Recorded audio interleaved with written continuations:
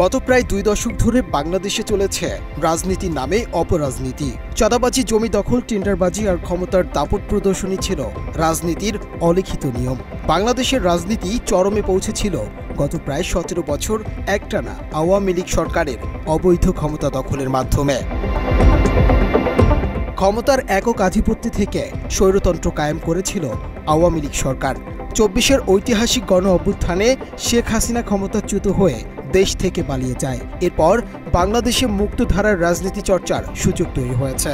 তবে বাংলাদেশের বড় রাজনৈতিক দলগুলো হাঁটতে শুরু করেছে ফ্যাসিস্ট হাসিনার দেখানো পথে। পতিত শেখ হাসিনা গত 17 বছর যে রাজনৈতিক দলগুলোর উপর দমন পীড়ন চালিয়েছে, সেসব দলগুলোই যেন দেখানো পথে হাঁটছে হাসিনার।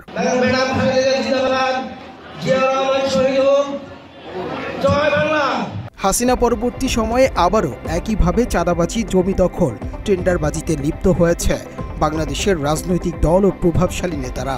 তবে দেশে চলমান বিতর্কের ঊর্ধ্বে গিয়ে রাজনীতি চর্চা করতে দেখা গেছে বাংলাদেশ জামায়াতে ইসলামীকে। সকল বিতর্কের বাইরে থেকে বাংলাদেশে মুক্ত মত প্রকাশ ও গণতান্ত্রিক রাজনীতি চর্চার প্রশংসা রয়েছে জামায়াতে ইসলামীর। হাসিনা পতনের পর জামায়াতে ইসলামীর নেতারা সভা সমাবেশ করেছে বাংলাদেশের প্রতিটি জেলায়। দলটির সভা সমাবেশে নেতাদের বক্তব্যেও খুঁজে পাওয়া যায়নি দাম্ভিকতা, যা অন্যান্য দলের নেতাদের বক্তব্যে স্পষ্টত ফুটে উঠেছে।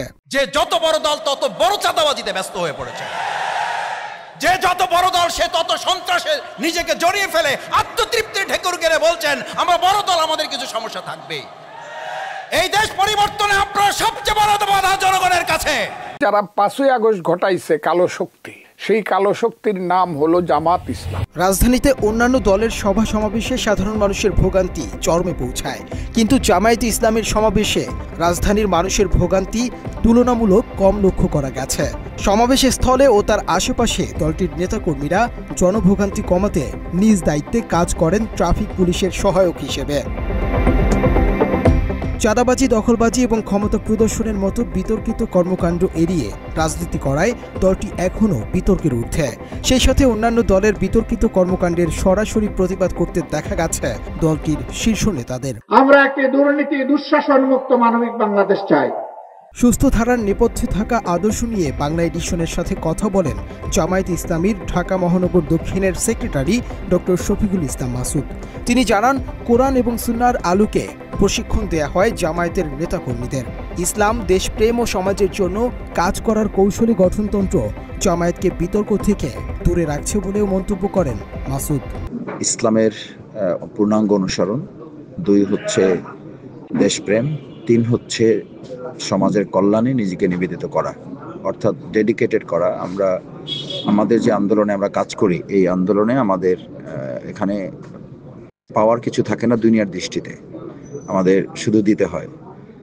আবার আধ্যাত্মিক দৃষ্টিতে বা স্পিরিচুয়াল দৃষ্টিতে যদি দেখি, তাহলে মূলত এখানেই আমাদের পূর্ণাঙ্গ পাওয়া, সেটা হচ্ছে ইসলাম ধারণ করলে মূলত আল্লাহ আমাদেরকে বলেছেন, দিন যদি কেউ ধারণ করে তাহলে সে দুনিয়াও পাবে, দিনও পাবে। আমরা সেই হিসাবে আশা করি যে আল্লাহ তাআলা আমাদেরকে দুনিয়াতেও সম্মানিত করছেন। হয়তো মাঝে মধ্যে আমাদের কষ্ট হচ্ছে, কিন্তু আমরা আমাদের কোনো জনশক্তি হারাম পথে তাদের কোনো উপার্জনের সুযোগ নেই। আমাদের জনশক্তিকে যে প্রস্তুত করা হয়, সেখানে স্পষ্ট উল্লেখ করা আছে কবিরা গুনাহের সাথে কেউ সম্পৃক্ত হতে পারবেন না। স্বাভাবিকভাবে চাঁদাবাজির সাথে, দখলবাজির সাথে সম্পৃক্ত হওয়ার প্রশ্নই নাই। এরপরও মানুষ হিসাবে আমরা ভুল ত্রুটির ঊর্ধ্বে নই। যদি একান্ত কোনো কারণে এরকম বিভ্রান্তি কারোর মধ্যে ঘটে থাকে, কোনো অনৈতিক কাজের সাথে কেউ শয়তানের প্ররোচনায় পড়ে যায়, তাহলে তাৎক্ষণিকভাবে তার ব্যাপারে শরীর দৃষ্টিভঙ্গি সামনে রেখে এবং সাংগঠনিক গঠনতান্ত্রিক পদ্ধতি সামনে নিয়েই তার ব্যাপারে সংশোধনের উদ্দেশ্যে তাকে সুযোগ দেওয়া হয়। তাকে প্রথমে নোটিশ দেওয়া হয়, কারণ দর্শন, তারপর জবাব চাওয়া হয়। এরপর জবাব যদি সন্তোষজনক না হয়, তাহলে তার ব্যাপারে সাংগঠনিক সিদ্ধান্ত গ্রহণ করা হয়, এবং আবার যদি তিনি সংশোধন হতে পারেন এবং সংশোধন হয়েছে এটা নিশ্চিত হলেই কেবল তাকে আমরা এই সংগঠনে আবার সম্পৃক্ত করে এগিয়ে নিয়ে যাই। কারণ মুনতাসির তাসরিফ, বাংলা এডিশন, ঢাকা।